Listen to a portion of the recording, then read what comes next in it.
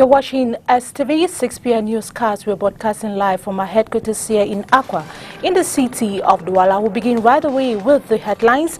Today, December 22nd, 2020 marks all. It's a remarkable day in the history of Cameroon as a result of the elections of Kone President and Bureau members of the Regional Council Executive from the 10 regions have been released. Here in the Littoral region, Banlock Polycarp has been elected as the president of the Regional Council for the Littoral region. Our reporter Christel Asek will be presenting the Regional Councilor's president who will represent the region in civil and legal act. Details of this and many more in a while. Good evening, ladies and gentlemen. Thanks for joining us on another edition of the 6 p.m. newscast on Spectrum Television. I am Catherine Kone. As we earlier mentioned, today, December 22nd, 2020, is a remarkable day in the history of Cameroon as a result of the elections of pioneer presidents and bureau members of the Regional Council Executives from the 10 regions of Cameroon have been released. Gilbert Simi Evuna has been elected as pioneer president of the Regional Council for the Central Region. He is a former government delegate to the Yaoundé City Council, and here in the Littoral region, Banlock Polycarp has equally been made president of the Regional Council for the Littoral region. He was elected this Tuesday, December 22nd, here in the Littoral region, alongside his bureau members during the first session as of right for the election of regional executive by the regional representative. And now, Bakoma Zacchaeus Elango has been elected as a pioneer president of the Southwest Regional Council. Professor Angwamfor Fru has been voted as president of the Northwest Regional Council. We shall be bringing more on the newly elected members in our subsequent newscast. And now we talk about the presentation of the presidents of the regional councils have been elected this day, December 22nd, 2020. They are the interlocutors of the representative of the state who represent the region in civil and legal acts. They prepare and execute the deliberations of the regional council's order, the receipt and expenditures of the region. In this report, our reporter Christel Asek gives us a detailed representation as well as functionalities of the regional councillors. Her report. It is the deliberative body of the region made up of 90 regional advisors with a mandate of 5 years. According to the General Code of Decentralized Territorial Collectives, in Article 278, the Regional Council deliberates on development plans and programs, the budget, administrative and management accounts, the creation and management of collective facilities of regional interest in areas relating to secondary education, health, public hygiene and sanitation, road, communication infrastructures classified in the regional area, operating activities of the region's mineral resources. Another attribution, the fixing of the rates and the levy of the regional taxes and duties with respect of the ranges established by the law. As regards the functioning, the Regional Council meets once a quarter in ordinary session on convocation of its presidents. The said council has 4 committees, each chaired by a commissioner, and its meetings are public unless otherwise decided by an absolute majority of the members present or represented. Out of politics, the 20th edition of the mini AgroPastoral Fair kick-started today in the economic capital, Douala, in the presence of the governor of the Littoral region and the senior divisional officer for Uri Division, with a good number of farmers being rewarded for their contribution in agriculture. Details with Oni Ladonet.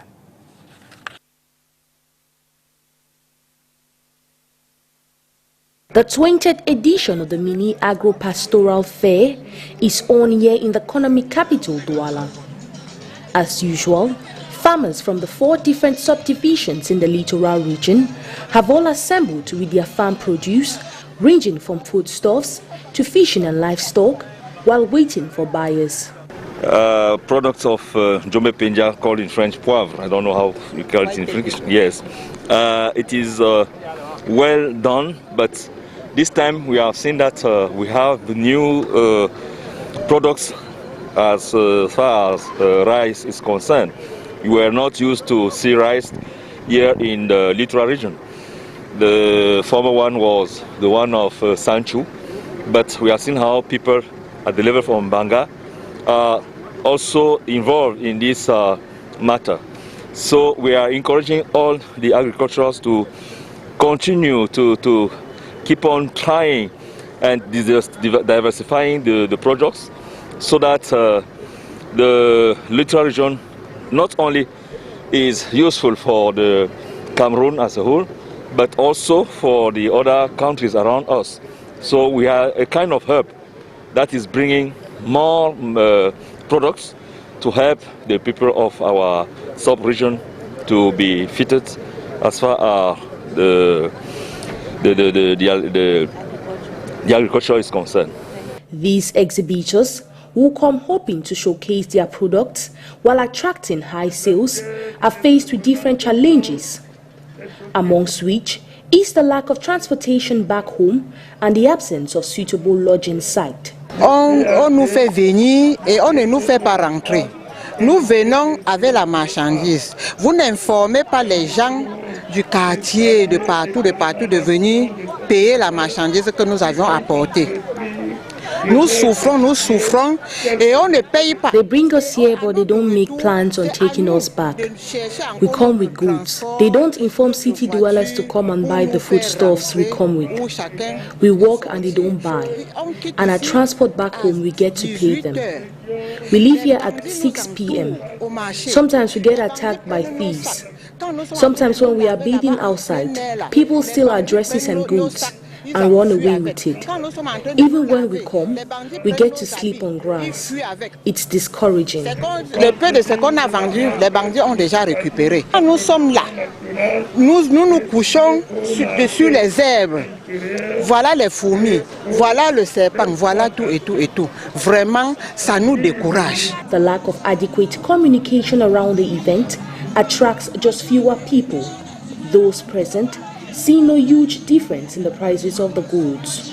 The prices are not there, they are not different. What we buy in the global compared, we came here knowing that the prices will be a little bit affordable, but when we came here we realized that there is no big difference in it. And to crown it all, I can even say that we have spent more compared to the way that if we had to buy in our normal market, we will buy.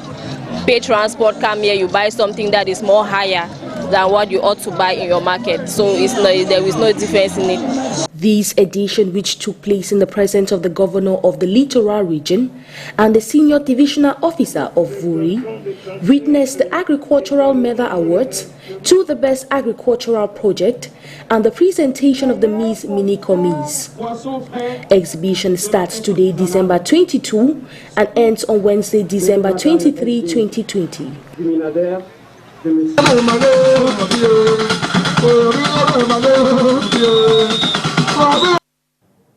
And now, about 25 localities were involved in the Cleanest Neighborhood competition organized in the Douala 1 municipality, and Makia emerged winner of the 10th edition, followed by the Newtown Aeroport. This competition, organized by the mayor, Denise Fampo, is to ensure hygiene and sanitation in the municipality. Onila Donet tells us more on the prize award ceremony. Her report.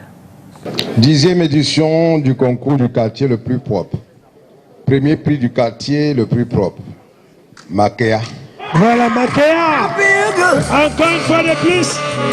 For the 5th consecutive time, the New Belle Makia neighborhood claims the title of the cleanest city in the Douala 2 municipality and a whopping sum of 2.5 million CFA francs at the 10th edition of the cleanest locality competitions organized by the mayor Denise Fampo.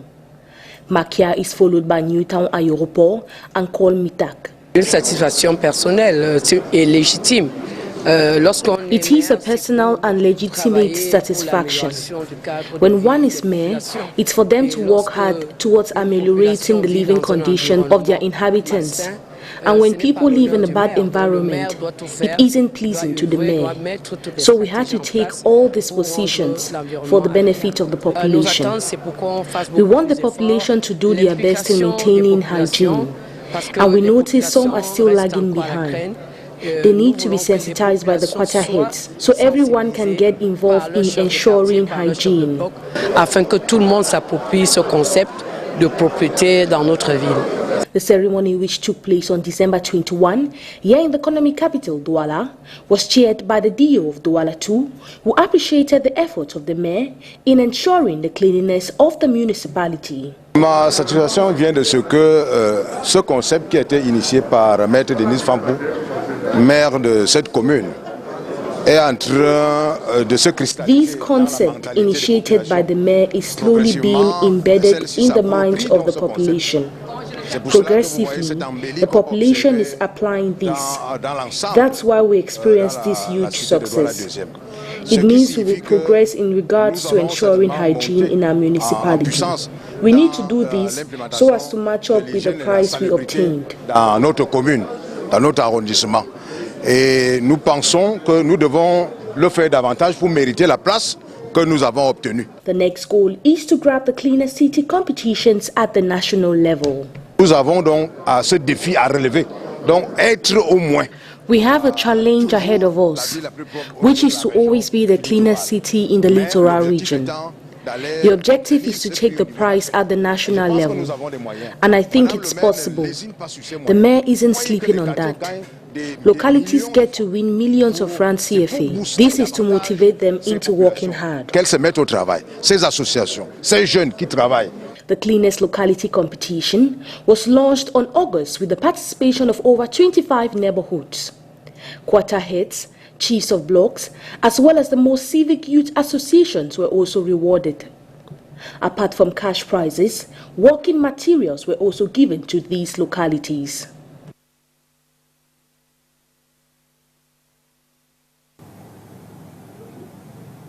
And now vendors and vendors of end-of-year items have been obliged to do with their old stock of goods due to the fact that most countries where they purchase goods from have blocked their borders due to the COVID-19 health crisis. Our reporter Christelle Asek-Swele looks at the difficulties they are facing. Her report. When we talk about end-of-year celebration items, it is rewarmed that is being served to customers this 2020. Most traders and vendors admit that they have not been able to get new merchandise, so they are obliged to do with the old stock.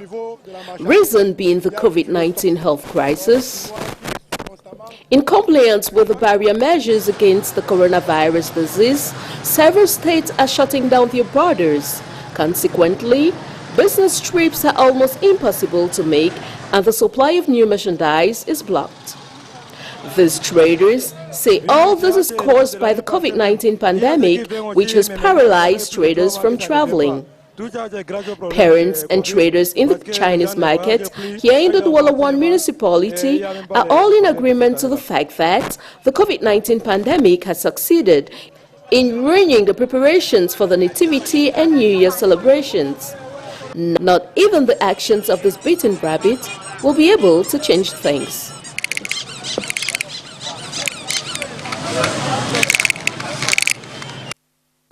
And on to the news out of the country. Northern Ghana is underdeveloped and women have borne the brunt of it, with levels of poverty and few economic activities or opportunities. Rather, business women in the capital are trying to help by working with Northerners to make unique products so they can sell locally and to international markets. VOA with more.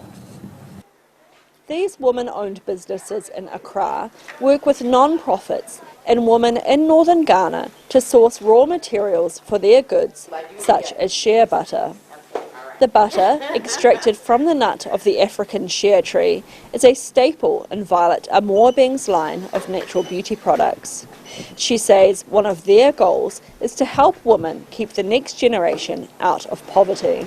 So we ensure that they're able to use the profits or the money they get from our purchases to improve their livelihood by doing things like building clinics, taking their children to school, and ensuring that they have a job.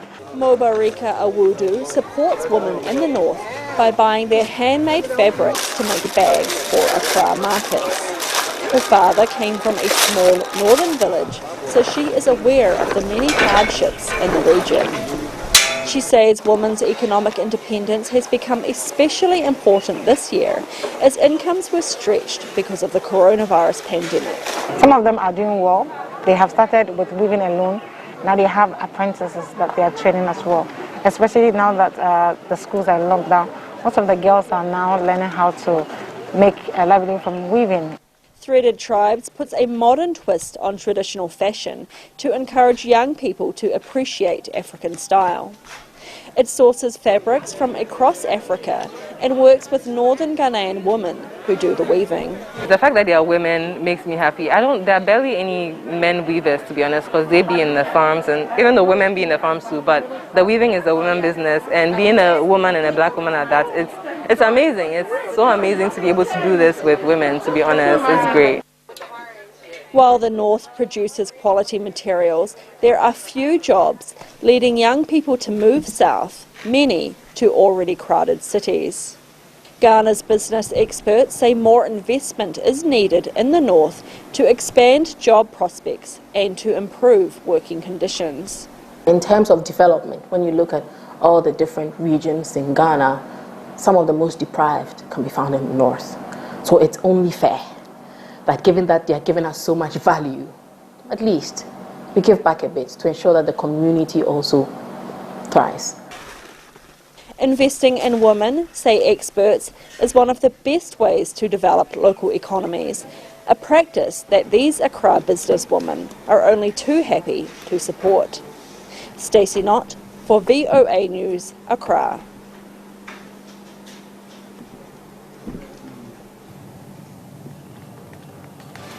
That brings us to the end of the 6 p.m. newscast on Spectrum Television. Ladies and gentlemen, thanks for watching and have a wonderful stay in the company of our programs.